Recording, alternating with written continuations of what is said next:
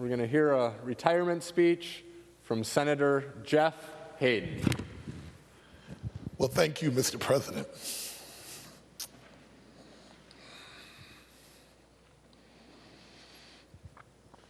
I've worked really hard not to do exactly what I'm doing right now. I told myself a lot that I wasn't going to get emotional. My wife said, well, you're only human. I know you don't think you are. And that's what human beings do, is they get emotional and they sometimes cry. Mr. President and members of this body, it has been the greatest joy of my life, outside of getting married and having children, which is to serve this body. It has been the greatest accomplishment to get people in my district, a district in where my grandfather bought a house over 100 years ago, to say that they would elect me to office. Much like Senator Simonson, I started out in the House 2008, and then when Senator Berglund decided to retire, I ran in a special, and you guys welcomed me with open arms. Mr. President and members, I have always tried to do the right thing. Sometimes it hasn't worked out. I've always tried to do it with integrity, and I've always tried to work on the people who don't have a voice. I always tried to work on the people who have the least among us, and I always tried to create opportunities for those folks to enjoy the greatness of this state and what it has to offer. Mr. President and members, as you know, my district is made up of white folks that have been there, but it also has a very heavy influence of African Americans, African immigrants, and much like that, it has a very large indigenous population, Little Earth being one of the largest indigenous housing developments in the country. It is diverse in terms of its economics. We have houses on Minnehaha Creek that are probably in the high six figures, and we have housing, HUD, Minneapolis Public Housing apartments that for low-income people that aren't wealthy, and everybody in between. And so I've always tried to listen to everybody, figure out what they needed, and then create opportunities for them. And Mr. President, you know, everybody has a season, and there's a time for you to get here. And I can remember being young, or not so young, but being new, and running around here and not even know what a deadline is, and missed an opportunity to do something because I didn't know the deadlines. To then working through this body and through you guys, my caucus selected me as a leader, and now helping people understand what those mean and what the process means.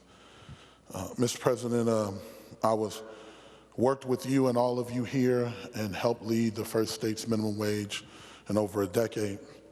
I worked closely with my good friend and partner, Senator Champion, to produce an equity bill for those populations that aren't making it as well and as prosperous, and we've produced well over $100 million.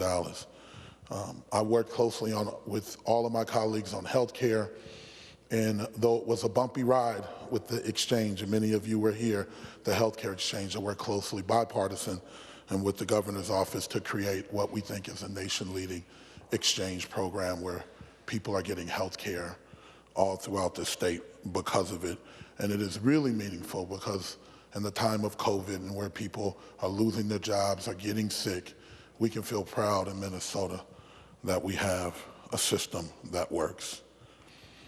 Mr. President, I also want to make sure that I don't get too far down the line by doing a few thank yous. First of all, my wife, Terry, and my two kids, Tomas and Sophia, that are my heart. You guys hear me talk about them all the time, and thank them for the many of days that I wasn't home, that I was here, that we were in the community, or walking in a parade, or whatever we had to do. Those days that I was a little tardy to the football or basketball game, or missed out on a family celebration, they endured, and I just want to thank them publicly. I'm not going to go through too many names, but I can't not mention my partner, my buddy, the guy who I walked in the store with, Senator Bobby Joe Champion. Senator Champion and I have been lockstep, arm in arm with the same value sets to work hard for Minnesotans. So Bobby, thank you for all of your friendship, your partnership, sometimes your counsel, and sometimes even your discipline. I really appreciate it. I have to also thank the other members of the Minneapolis delegation, Senator Torres Reyes, Senator Dibble, Senator Disick, oh my God, in terms of our ability to work as a team, not only as a team and part of our caucus, but really work hard as a team in Minneapolis that I think is some of the finest legislators I know. We don't always, we have the same value system. We may have different ways to get there, but in the end, we've always come together as a team and do not only what's best for Minneapolis, but also for the state. I too have to thank my good friend, Senator Bach. Tom mentored me, taught me a lot about a lot of things, negotiation certainly being one of them. I spent many hours with Tom helping to negotiate some of the biggest bills here. And many know that when we started, I didn't get elected as the assistant majority leader. Tom appointed me the deputy majority leader to serve along with former leader Sieben. And then the next cycle, I was elected. And so thank you, Tom, for your confidence in me. There has never been a time in which you didn't pick up the phone, or never a time that you didn't support me. I want to thank the LAs that I've had throughout the years, and in particular, we have some in the interim. But back in the House, I developed a really great relationship with a good friend of mine by the name of Liz Mandelman, who really, who went on to Washington to work, but was really smart and organized and kept me organized. Of course, you guys know the one that's been with me a lot, Liz Young. Liz was with me for 5 years, and she pretty much kept me going, and a lot of my success goes to her. Elaine Island was with me when Liz left. Natalia Madrea was with me during those times. And then also my current LA, and many of you know her, Indiria Falana. Indiria has been a star. This is the first job that she had out of college, and I think all of us can say that she hit the ground running. If it wasn't for all of them finding my iPad or figuring out where I left the bill, or making sure that I brought in the proclamation today, Indiria has been phenomenal, and hopefully you guys will see fit to keep her around. Members, this has been a tough year, not just because we didn't lose the election, but as you know, we've just had the conversation about COVID-19 and the way that it has ravaged our communities, especially in communities of color. But we also now are in the situation in which we're dealing with the aftermath of the killing of George Floyd. Members, as you guys know, that happened 8 blocks from my house.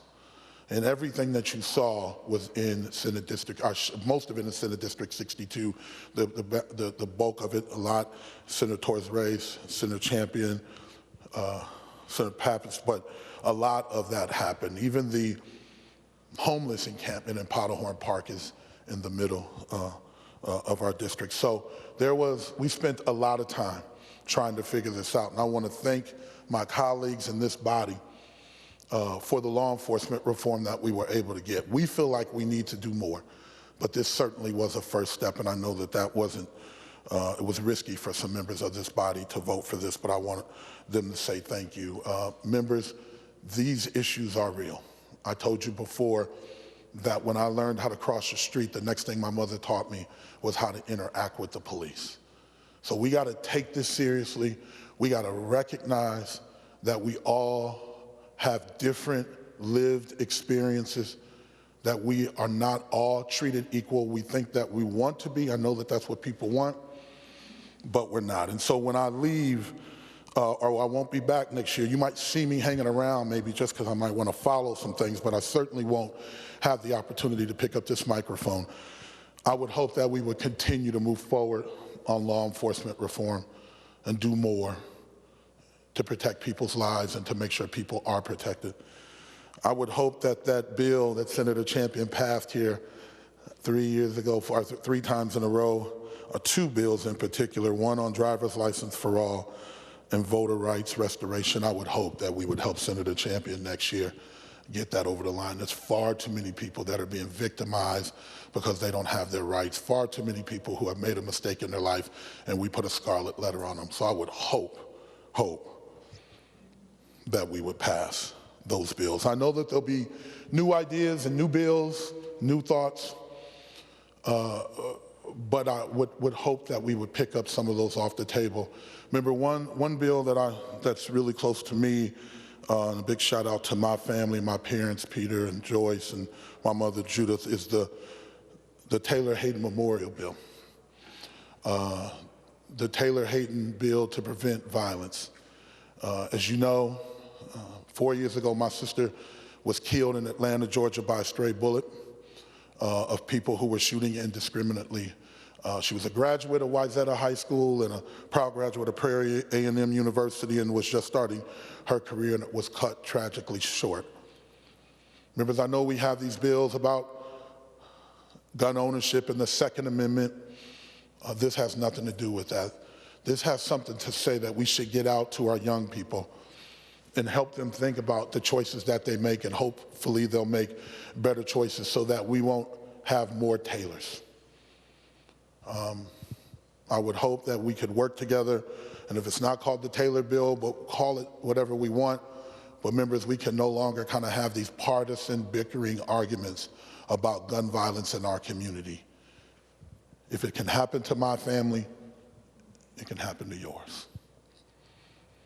So members, once again, it's hard to put this microphone down one last time. So I'm not going to be as long as Dick, but I will just say, my father said this to me not long ago when I was commiserating. He said, you know, he doesn't wake up anymore asking God why. He doesn't wake up anymore asking God to do something for him. He just says thank you. He just says thank you. So, members, I would like to say to all my good friends, Leader Kent, who has always been supportive of us and the work that we're doing, I would just want to give you a heartfelt thank you for allowing me to be part of this body. Thank you, Mr. President.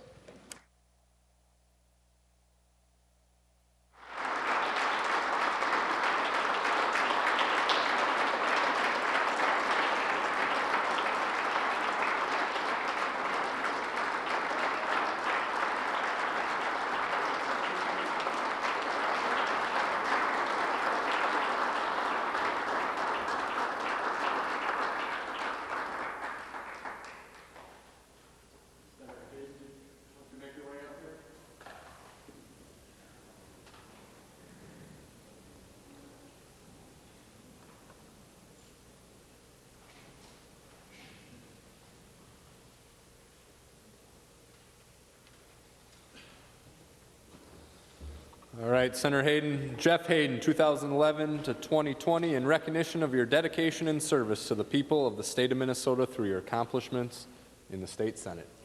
Thanks, my man.